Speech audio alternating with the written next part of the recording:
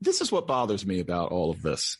What you and I are talking about now is simple fact. And what I say in the Substack piece, as I've said several times in writing now, is that, yes, Black people are killed 2.5 times more than our representation in the population, but Black people are also 2.5 times more likely to be poor, and being poor attracts the cops to you. That's not fair, but it's also true.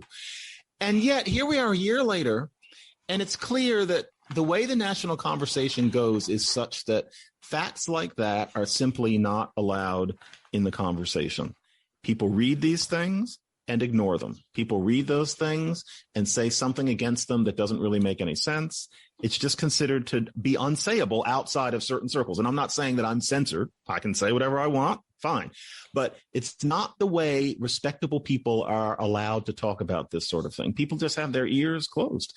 And that, to me, is evidence of a conversation that's very, very fake. And so if I just say, no, to be Black is not to have to worry more about the cops. No, it's just not true. Is considered heretical. It's treated as heresy. It's not treated as a fact that's refutable. It's just heresy. I'm disgusted with this because it's at the point where that is the main aspect of race that we talk about.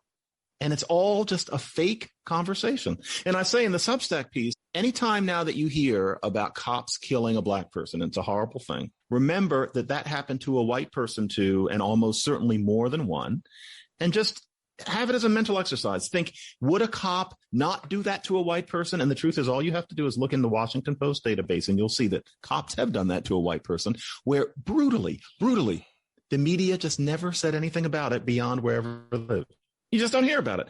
And so you have these poor people walking around thinking that the cops are always killing Black men, sobbing in the streets, including the relatives of people who get killed like this, which is a terrible thing, who genuinely aren't aware that it happens to people named Dylan too, because the news never mentions it.